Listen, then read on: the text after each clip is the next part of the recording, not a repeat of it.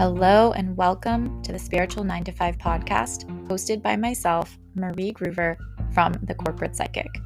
This episode is about grief and what the Five of Cups can teach us about feeling in order to clear and receive what is meant for us, and maybe what is better than.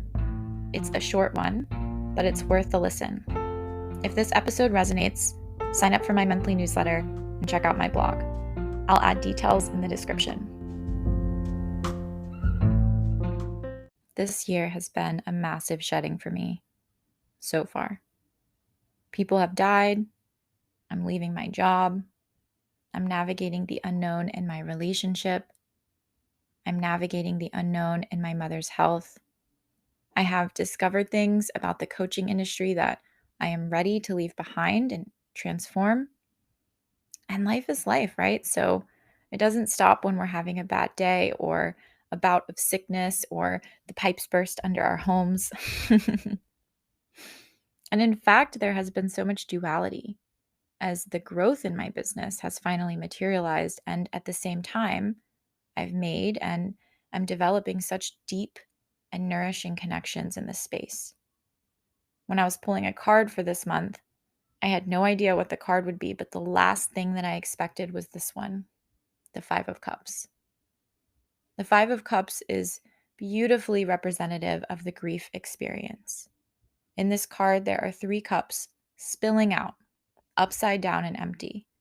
Eyes weep at the lost contents. And yet, there are 2 cups still standing, still full, still ready to provide.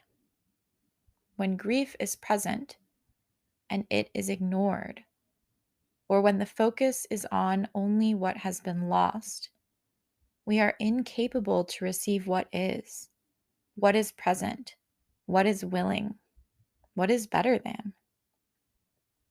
And in order to make space for what is, in order to be available to what is presenting itself to us, we must mourn, we must grieve. And yet, grief is not linear. If you have experienced it, you know this. Grief comes in waves. It taps us on the shoulder in the middle of a coffee shop or in a conversation with someone new. It wakes us up in the middle of the night asking to be held.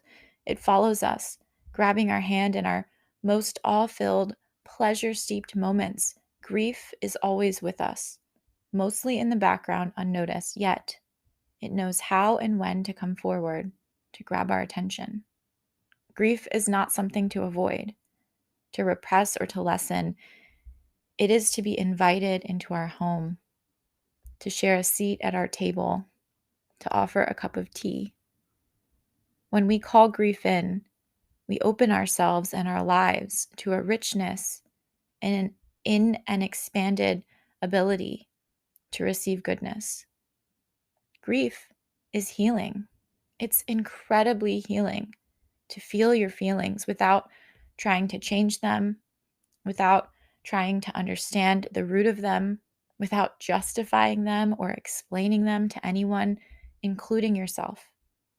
It is a profound shift to just speak the truth out loud, again, without altering it, to speak what is real, to experience what is real, in total acceptance of what is real. This is healing.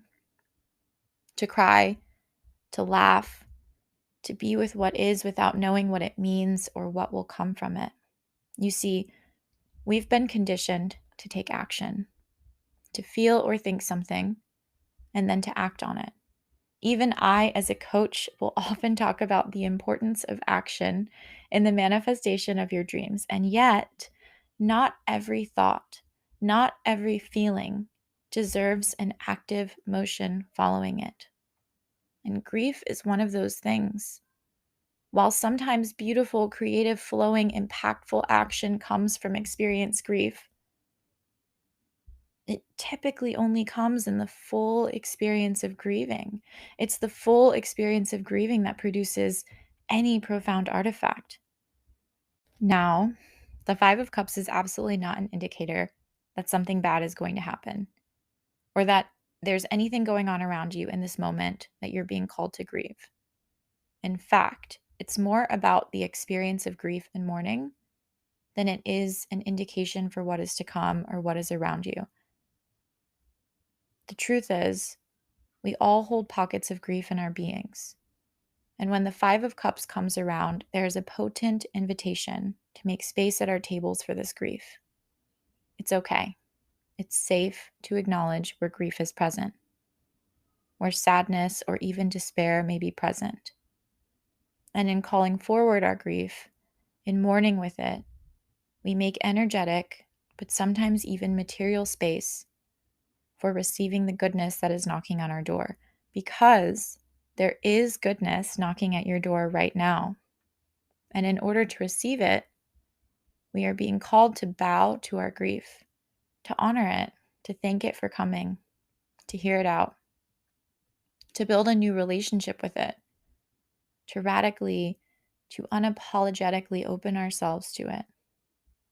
If you're mourning a missed opportunity, if you feel that you don't quite have what you need to get where you want to go, if you're spinning your wheels or draining your energy focusing on what is not present, I invite you today to allow yourself to mourn whatever is not.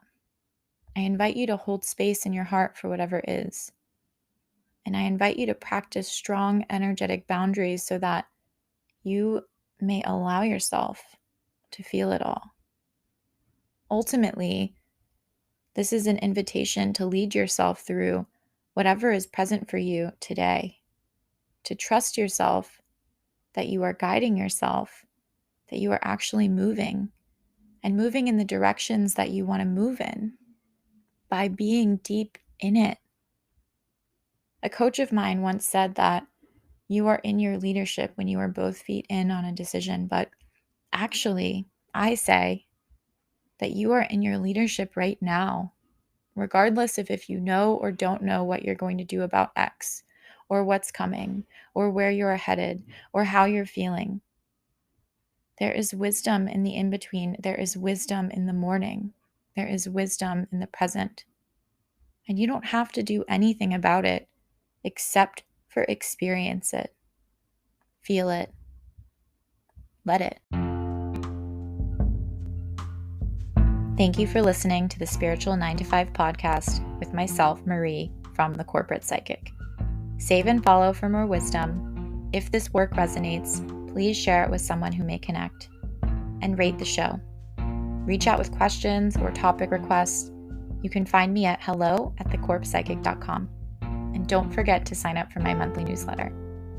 Wherever you are, whatever is on your mind, I hope to meet again, maybe in the next episode, right here.